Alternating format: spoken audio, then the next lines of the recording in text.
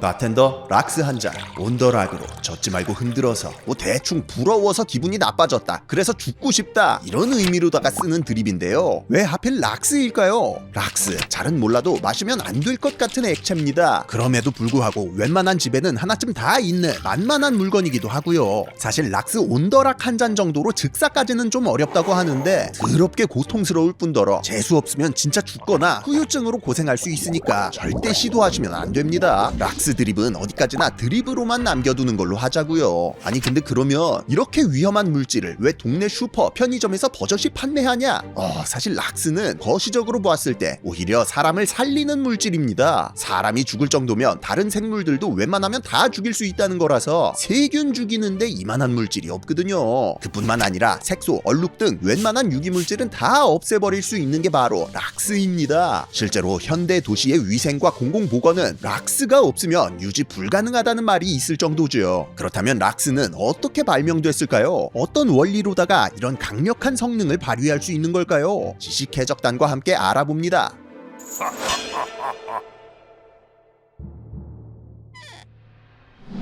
사실 우리가 부르는 락스라는 명칭은 원래 제품명입니다. 차염소산 나트륨 수용액이라는 다소 어려운 이름이 락스의 본명이죠. 미국의 일렉트로 알칼라인 컴퍼니라는 회사가 여기다 클로락스라는 상표를 붙여 팔기 시작한 게 한국어로 들어오면서 아예 보통 명사처럼 굳어져 버린 겁니다. 사실 외국에서도 풀네임이 워낙 부르기 까다로워서 대부분 별명으로다가 부른다는 거. 영어로는 블리치, 일본어로도 브리치라고 하면 대충 알아듣습니다. 말 그대로 표백제라는 뜻인데 사실 이게 락스의 원래 기능이자 개발 배경이에요. 실제로 18세기까지 유럽 여러 나라들 사이에서는 표백이 꽤나 중대 사안이었습니다. 산업혁명 덕분에 직물 생산량이 폭발적으로 늘어난 반면 그 직물을 염색하거나 표백하는 건 여전히 전통적인 방식으로다가 사람 갈아서 해야 했기 때문이죠. 당시의 표백 작업은 직물을 잿물에다가 담갔다가 발효된 우유에다가 담갔다가 이걸 또 삶았다가 다시 처음부터 반복하는 극한의 노동집약적 산업이었던 데다 인력과 공간, 시간이 엄청나게 많이 필요하고 심지어 비가 오면 멈춰야 했기 때문에 직물 생산 속도를 도저히 따라갈 수가 없었어요. 그래서 그냥 일단 때려 넣으면 원큐에 표백되는 물질이 절실하게 필요했는데 때마침 1774년 스웨덴의 화학자 카를 빌헬름 셸레가 염소를 발견하면서 실마리가 잡히기 시작합니다. 염소 기체가 닿은 곳이 하얗게 탈색된다는 사실이 알려지면서 이걸로 표백제를 만들 수 있겠다는 아이디어가 나온 건데요. 그렇다고 기체를 표백제로 사용할 순 없으니까 얘를 일단 물에다 녹여봅니다. 근데 이러니까 부산물로 염산이 튀어나오고 표백 성능도 순식간에 사라져버려서 실용성이 없었다는 거. 이 문제는 1785년 프랑스의 화학자 클로드 루이 베르톨레가 등판해 염소를 수산화 칼륨 용액, 즉 알칼리성 용액에다가 습가버리면서 해결됩니다. 강염기성 용액이 염산의 생성을 차단하고 염소 성분을 잡아두면서 유해물질도 안 나오고 표백 성능도 오래 유지되는 안정된 상태가 구현된 것이었죠. 이게 바로 인류 최초의 염소계 표백제 차염소산 칼륨 수용액입니다. 베르톨레는 재빨리 이 용액의 대량 생산과 상업화에 착수. 자기 실험실이 있던 동네 이름을 따 오드 자벨, 즉 자벨수라는 상표를 붙이고 1789년부터 전 유럽에다가 판매를 시작했어요. 근데 막상 팔아보니까 수지타산이 좀 안 맞는 거야. 액체로 유통해야 돼서 운송 효율도 안 좋고 원재료인 수산화 칼륨의 생산 단가가 너무 비쌌기 때문입니다. 이 문제는 1799년 스코틀랜드의 찰스 테넌트가 등판, 염소를 수산화 칼슘에다가 반응시킨 차염소산 칼슘을 발명해내면서 해결되는데요. 수산화 칼슘은 기본적으로 고체 상태라 유통할 땐 가루 형태로, 사용할 땐 물에 풀어서 쓰면 돼서 운송 효율이나 보존성이 훨씬 좋았습니다. 덕분에 우리가 아는 락스가 나오기 전까지 염소계 표백제는 고체 형태가 국룰로 통하게 되지요. 근데 염소가 뭐 어떻게 해서 표백을 한다는 거냐? 일단 차염소산 칼륨이나 차염소산 칼슘이나 공통적으로 차염소산이 핵심 성분입니다. 염소 분자가 물 분자와 반응해 만들어지는 불안정한 물질이죠. 산소 원자와 염소 원자 사이의 결합력이 약해서 자꾸만 분리되려고 하기 때문인데요. 이때 전자가 하나 추가되면 염소가 염화 이온으로 변하면서 깔끔하게 떨어져 나갈 수 있기 때문에 어디선가 자꾸 전자를 뺏어 오려는 성질, 즉 산화력을 갖게 됩니다. 또 또한 이 과정에서 생성되는 수산화 라디칼까지 가세해서 산화 효과를 증폭시키고요. 그런데 우리가 보는 색깔이나 염료들은 대부분 유기색소 분자로 이루어져 있어서 특정한 빛의 파장을 흡수하거나 반사하는 발색단이라고 하는 이중결합 구조를 갖고 있다는 거. 이 발색단이 차염소산을 만나면 전자를 빼앗기고 산화 구조가 파괴되면서 색을 잃게 되는 겁니다. 결론적으로 차염소산은 대표적인 산화제, 표백 효과는 산화 과정이라고 볼 수 있는 거죠. 다만 차염소산은 워낙에 불안정해서 잡아두기가 힘들다는 거. 그래서 염소를 수산화 칼륨 수용액 같은 강염기성 용액에다가 습가서 차염소산 염의 형태로 안정화시켜 놓는 겁니다. 물론 이 상태에서는 그만큼 산화력도 약해지기 때문에 사용하기 직전에 물에다가 희석해서 수소 이온을 공급, 산도를 높여 다시 차염소산의 형태로 전환시켜주는 거고요. 아무튼 간에 이렇게 대중화된 염소계 표백제는 기존의 표백 산업을 근간부터 뒤흔들었습니다. 수개월씩 걸리던 표백 작업이 기존보다 100배에서 1000배나 빨라졌고 들어가는 재료나 인력도 훨씬 줄어들어서 원가는 낮추면서 직물의 품질은 더 균일해졌죠. 그런데 이게 예상치 못한 또 다른 효과가 하나 더 있네. 염소계 표백제로 표백을 하다 보니까 냄새가 없어지더라 이거야. 생각해보면 당연하죠. 방향족 화합물에서 냄새를 유발하는 고리 구조에도 이중결합이 끼어 있어서 마찬가지의 원리로다가 차염소산에 의해 쉽게 분해되기 때문이었습니다.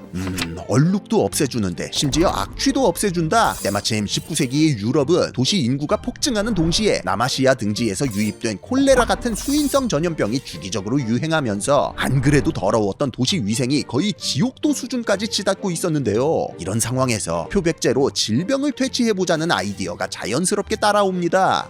논리가 왜 이렇게 연결되냐? 라고 하실 수도 있는데 당시에는 유럽인들도 아직 전염병이 어떻게 발생하고 퍼지는지에 대해 정확한 원리를 몰라서 여전히 미아즈마 가설이라는 걸 정론으로 밀고 있었기 때문입니다. 우리를 감싸고 있는 이 공기 자체에 좋은 공기와 나쁜 공기가 따로 있어서 나쁜 공기, 즉 냄새나는 공기를 마시면 병에 걸린다는 중세적인 믿음이었죠.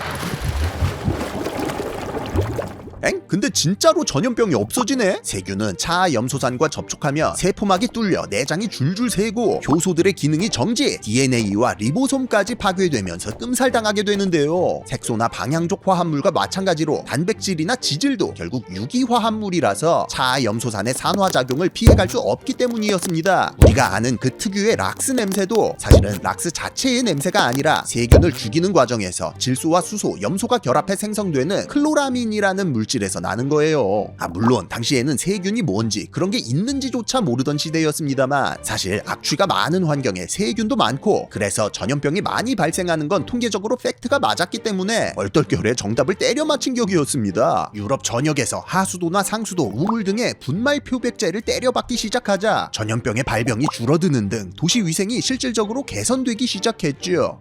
아무튼 효과 확실했죠? 자연스럽게 이 표백제를 아예 본격적인 의료 용도로까지 사용하자는 아이디어가 따라옵니다. 다만 분말 표백제는 애초에 소독 용도로 만들어진 물건이 아니다 보니 사용상의 한계가 있었다는 거. 물에다가 한 땀 한 땀 녹여야 돼서 농도 조절이 어려웠던 데다 효과도 천천히 나오고 부산물로 석회 침전물이 생겨서 사람 몸이나 정밀한 분야에다 쓰기에는 영 적합지가 않았습니다. 그래서 자연스럽게 액체 표백제가 다시 등판을 하는데 이것이 바로 라바라크 용액, 즉 차염소산 나트륨 수용액이었습니다. 분말과는 달리 그냥 뚜껑 따서 물에 타면 준비 끝! 부으면 효과 즉발이었고 침전물도 남지 않았기 때문에 국지적이고 정밀한 소독과 탈취에 훨씬 적합한 물건이었죠. 라바라크 용액은 1820년대 프랑스의 화학자이자 약사였던 앙투안 제르맹 라바라크가 기존 자벨수의 원재료였던 수산화 칼륨을 수산화 나트륨으로 대체해서 개발했는데요. 때마침 도입된 르블랑 공정으로 수산화 나트륨이 엄청나게 저렴해진 덕분에 가능한 일이었습니다. 그렇게 이후 이 차염소산 나트륨이 액체 염소계 표백제의 대세가 됐고 한동안 대량 소독이나 표백 용도로는 분말형 표백제가, 전문적인 소독과 보관 위생 용도로는 액상형 표백제가 투트랙으로 이용됐어요. 그리고 마침내 1890년대 클로르 알칼리 공정이 상용화됩니다. 소금물을 전기 분해해서 수소, 수산화 나트륨, 염소를 동시에 뽑아낼 수 있는 기적의 공정이었는데요. 딱 보면 알겠지만 이게 결국 차염소산 나트륨의 재료들이라서 이론상 원큐에 생산하는 길이 열린 거나 다름없었습니다. 결국 1910년대 미국의 알칼라인 컴퍼니가 이걸 실제로 도입해서 차염소산 나트륨 수용액의 대량 생산에 돌입, 클로락스라는 이름을 붙여서 판매하기 시작하니 이게 바로 오늘날 락스라는 단어의 기원입니다. 대량 생산에 힘입어 인류는 대락스 시대를 맞이했고 이전과는 전혀 다른 세상에 살 수 있게 됐죠.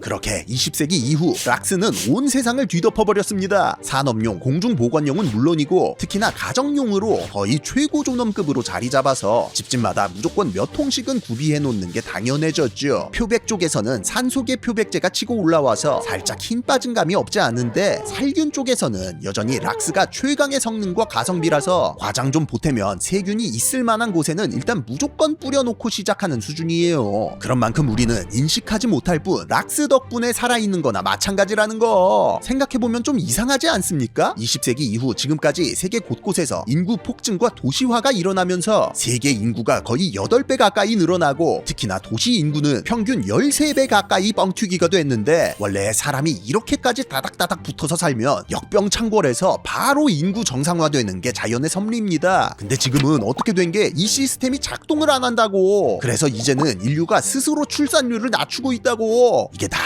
근본적으로는 락스를 비롯한 염소계 살균제가 없었다면 불가능했다고 보시면 됩니다. 사실상 질소 비료와 함께 현대 인류 문명을 지탱하고 있는 양대 보루라고 할 수 있죠. 그런 만큼 사실 락스는 올바르게 사용하기만 한다면 인체에도 대체로 무해하다는 거. 실제로 락스는 의외로 우리나라를 포함한 대부분의 나라에서 식품 첨가물로 분류되는 물질입니다. 물론 뭐 맛이나 향 내는 용도로 쓰라는 건 아니고 식재료나 식기 세척할 때 사용하라고 허용돼 있는 거긴 한데요. 깨끗한 물이 없는 극한 환경에서는 정수용으로다가 물에 몇 방울 타서 마셔도 될 정도입니다. 물론 그렇다고 벌컥벌컥 마셔도 된다는 건 아니고 조금 섭취하는 것 정도는 괜찮다는 거니까 놔두다 보면 유효 성분이 사라지면서 자동으로 소금물로 변하기 때문에 괜찮다는 거니까 락스 온더락 같은 건 절대 시도하지 마시고요.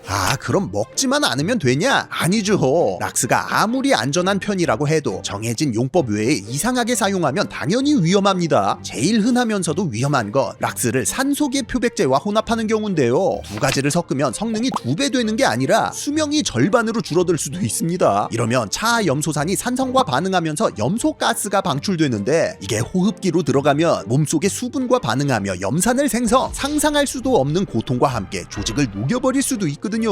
어디서 많이 들어보셨다면 착각이 아니고요. 이게 1차 대전 때 독일군이 독가스로 사용했을 정도로 치명적인 가스입니다. 이외에도 이제 걸레나 행주 같은 거 삶는답시고 락스를 뜨거운 물에다 때려박는 분들이 종종 계신데 이 경우에도 마찬가지로 염소가스가 방출되니까 절대로 주의하셔야겠고요. 심지어 미지근한 온도에서도 미량의 염소가스가 나올 수 있다는 거. 그러니까 락스는 무조건 차가운 물에 단독으로 타서 써야 된다. 아시겠죠? 물론 빡세게 세탁하고 싶은 마음은 이해하지만 제발 락스는 표기된 대로 설명서대로 사용하자고요. 주방부터 화장실 등 가정에서부터 산업 현장과 의료 현장까지 락스는 그 확실한 살균력과 저렴한 가격으로 현대인들의 위생과 보건을 떠받치고 있습니다. 특히나 현대 대도시의 공중보건은 구성원 모두가 일정 수준 이상의 위생을 유지해야만 달성할 수 있는 일종의 조별과제나 마찬가지인데요. 이런 환경에 이처럼 값싸고 범용적인 살균 소독제가 존재한다는 건 축복이라고 할 수 있습니다. 가장 돈 없고 열악한 환경에 있는 사람이라도 락스만큼은 사서 쓸 수 있다는 얘기니까요. 앞서 클로락스에서 유한락스로, 유한락스가 락스로 보통 명사화됐다는 말씀 드렸죠. 실제로 한국에 락스라는 단어를 정착시킨 유한락스의 경우에도 처음 만들어질 당시 클로락스사와 합작하는 조건으로 대중이 쉽게 구매할 수 있을 정도로 저렴할 것을 제시했다고 하니 락스의 효과와 중요성을 짐작할 만합니다. 물론 그만큼 사실상 생활 필수품이나 마찬가지라 굳이 광고할 필요도 없는 물건이니까 이번 영상 광고 아니냐고 의심하지는 말아주시고요. 무튼 항상 락스의 존재에 감사하면서 안전하고 올바른 용도로다가 잘 사용할 수 있도록 합시다. 드립은 드립일 뿐 락스 온더락은 유머로만 사용하자고요. 그래서 락스 온더락 이거 진짜 먹으면 어떻게 되냐고요? 물론 우리 선원 여러분들은 상식적인 분들이니까 밈이랑 현실은 다 구분할 줄 아실 테지만 굳이 또 궁금해하실 것 같아서 요거는 쇼츠 영상으로다가 따로 준비했으니까요. 끝나고 나오는 링크 타고 함께 보시면 좋을 것 같습니다. 지금까지 지식해적단의 키드였습니다. 감사합니다.